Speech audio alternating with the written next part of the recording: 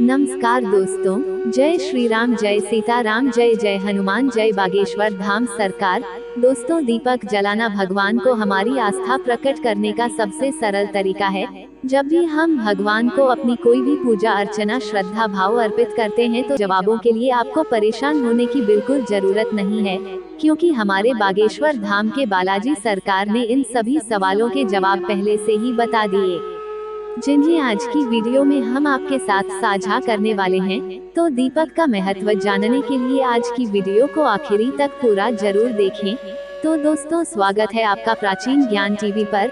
आगे बढ़ने से पहले वीडियो को लाइक और चैनल को सब्सक्राइब जरूर कर दें, जिससे कि श्री बागेश्वर बालाजी की कृपा आप पर सदैव बनी रहे। तो जब भी हमारे हिंदू धर्म और सनातन धर्म में देवी देवताओं की पूजा पाठ करने की बात आती है, तो केवल हमारा ही धर्म है ऐसा है जहाँ पर दीप प्रज्वलित किया जाता है। कई जगह पर हम घी का दीपक जलाते हैं, कई जगह पर हम तेल का दीपक जलाते हैं, कभी कभी गोल बाती का इस्तेमाल करते हैं, तो कभी कभी लंबे आटा का, वहीं कभी हम रुई की बाती बनाकर भगवान के लिए दीपक बनाते हैं, तो कभी लाल रंग की मौली की बाती बनाते हैं। लेकिन कौन से दीपक से क्या फल देता है यह जानना भी बहुत जरूरी है, क्योंकि जिस तरह धन की इच्छा को पूरा करने के लिए हम माता लक्ष्मी की पूजा करते हैं और आपके मन के डर को खत्म करने के लिए, संकट को खत्म करने के लिए पवन पुत्र हनुमान जी को याद करते हैं, उसी तरह अलग अलग दीपक भी अलग अलग देवताओं को अर्पित होता है। अब दीपक जलाने की परंपरा तो हमारे यहाँ युगों के प्रारंभ से ही चली आ रही है, और वास्तु शास्त्र भी कहता है कि अगर आप अपने घर में रोजाना दीप प्रज्वलित करते हैं तो इससे आपके घर का वातावरण शुद्ध होता ही है, आपके घर की नकारात्मक भी बाहर चली जाती है और सकारात्मक ऊर्जा का प्रवेश हो जाता है। दोस्तों, हम लोग अपने घरों में घी का, सरसों के तेल का, चमेली के तेल का दीपक रोज जलाते हैं, लेकिन कौन से दीपक शुभ है और कौन सा अशुभ, यह जानने से पहले दीपक को रखने की सही दिशा का भी ज्ञान होना चाहिए। तो हिंदू धर्म की मान्यताओं के अनुसार दीपक को हमेशा पूर्व दिशा या फिर उत्तर दिशा की तरफ रखना चाहिए। अगर आप घी का दीपक जला रहे हैं तो घी के दीपक को अपने बाएं हाथ की तरफ जलाना चाहिए। वहीं अगर आप किसी भी तेल का दीपक जला रहे हैं तो इस दीपक को अपने दाएं हाथ की तरफ रखना चाहिए।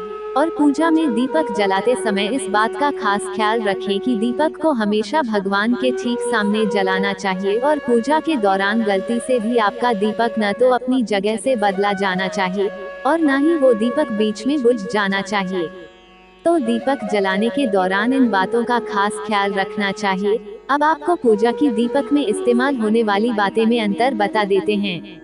तो दोस्तों, जब भी आप अपने घर के पूर्वजों के लिए दीपक जलाते हैं तब आपको हमेशा रुई की लंबी बातें का इस्तेमाल करना चाहिए। अपने घर के पितरों को, पूर्वजों को और बड़े बूढ़ों को प्रसन्न करने के लिए हमेशा लंबी बातें का दीपक जलाया जाता है। वहीं आप अगर देवी माँ की आराधना कर रहे हैं और किसी भी देवी माता के नाम का दीपक जलाएं हैं, चाहे वह माता लक्ष्मी, दुर्गा हो या फिर काली माता हो, तो भी आपको लंबी बाती का ही इस्तेमाल करें। इसके लिए आप लाल रंग की मौलिक की बाती बना सकते हैं। वहीं पूर्वजों के लिए आपको सफेद रंग की रुई की बाती बनाई। इसके अलावा अगर आप किसी भी देवता का पूजन कर रहे हैं, फिर चाहे वह कृष्ण जी हो, हनुमान जी हो या फिर महादेव, इनकी पूजा करने के लिए आपको गोल बात का प्रयोग करना है। इससे देवता प्रसन्न होते हैं। अब आपको घी और तेल के दीपक में भी अंतर बता देते हैं। दोस्तों, शास्त्र में मान्यताएं हैं कि घी के दीपक को देवताओं को समर्पित किया जाता है। आप किसी भी देवी या देवता की पूजा कर रहे हैं तो आप घी का दीपक जलाएं, इससे देवी देवता खुश होते हैं और आप पर अपनी कृपा और आशीर्वाद बनाए रखते हैं। वहीं तेल का दीपक आप किसी खास मन्नत या मनोकामना की पूर्ति के लिए जलाया जाता है। इसके अलावा अगर आप किसी भी दोष के निवारण के लिए दीपक जला रहे हैं तो भी तेल के दीपक का प्रयोग किया जाता है। तो चलिए अब आपको यह भी बता देते हैं कि कब कौन सा दीपक जलाना चाहिए और कौन से तेल का दीपक किस देवता को खुश करने के लिए जलाया जाता है। तो दोस्तों, अगर आप देवी माता की आराधना कर रहे हैं, आप देवी माता की किसी भी रूप की आराधना कर रहे हैं, चाहे वह माता लक्ष्मी का रूप हो या फिर माता कालिका, तो आपको घी का दीपक जलाना चाहिए। घी का दीपक जलाने से आपकी आर्थिक स्थिति मजबूत रहती है और आपका घर धन धान्य से भरा रहता है।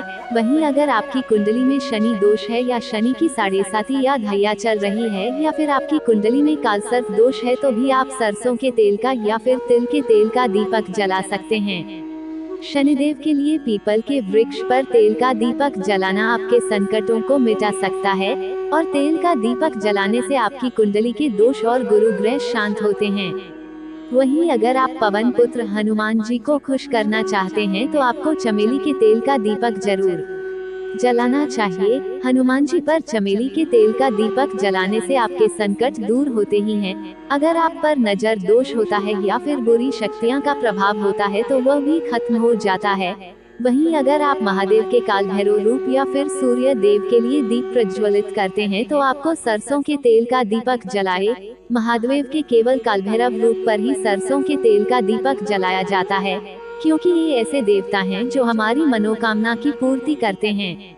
वहीं अगर आप अपनी कुंडली में राहु और केतु की बुरी दशा से परेशान हैं और राहु और केतु की दशा की वजह से आपके जीवन में उथल पुथल मची हुई है तो आपको रविवार के दिन अलसी के तेल का दीपक जरूर जलाना चाहिए।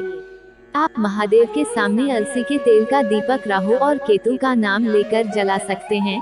दोस्तों, शनिवार के दिन शमी के पेड़ पर सरसों के तेल का दीपक जलाने से महादेव खुश होते हैं और पीपल के पेड़ पर तेल का दीपक जलाने से शनिदेव की कुदृष्टि शांत होती है। वहीं अगर आप भगवान विष्णु, सत्यनारायण भगवान या फिर महादेव के शिवलिंग की आराधना करते हैं तो आपको घी का दीपक जलाना चाहिए। ऐसा करने से यह देवी देवता प्रसन्न होते ही हैं, साथ ही आपको मनोवांछित फल भी देते हैं। अब आपको आटे की दीपक का भी महत्व बता देते हैं। तो दोस्तों, शास्त्र में सबसे शुद्ध आटे की दीपक को ही बताया जाता है। वहीं अगर आप देवी माता को प्रसन्न कर रहे हैं तो आटे का 4 कोनों वाला दीपक बनाएं और अगर आप महादेव को खुश करना चाहते हैं तो उनके मंदिर के बाहर और बेल पर आदि का गोल दीपक बनाकर उसमें घी की गोल बाती रखकर जलाने से शुभ फल मिलते हैं। वहीं हनुमान जी पर अगर आप आटे का दीपक जलाते हैं तो आपको 3 मुंह वाला आटे का दीपक जलाना चाहिए। और अगर आप अपने घर की अला बला को शांत करने के लिए आटे का दीपक जला रहे हैं तो 2 कोने वाला दीपक आपको अपने घर के बाहर जलाना चाहिए। वहीं आप भगवान की पूजा के लिए पीतल और तांबे की दीपक का इस्तेमाल कर सकते हैं, लेकिन लोहे की दीपक का इस्तेमाल नहीं करना चाहिए। आप चाहे तो मिट्टी के दीपक का इस्तेमाल भी कर सकते हैं। वहीं कभी कभी हम अपने घर में अखंड ज्योत प्रज्वलित करते हैं, लेकिन उसके दाम आसमान छू रहे हैं। तो अगर आप घी का दीपक जलाने में सक्षम नहीं है तो आपको तिल के तेल की अखंड ज्योत जला सकते हैं। गुरुजी के बताए हुए दीपक से जुड़े शानदार उपाय। तो उम्मीद करते हैं कि गुरुजी की बताई गई ये बातें आपको जरूर पसंद आई होगी।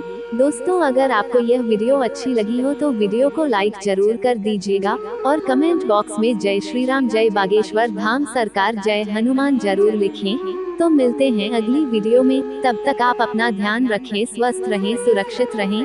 धन्यवाद।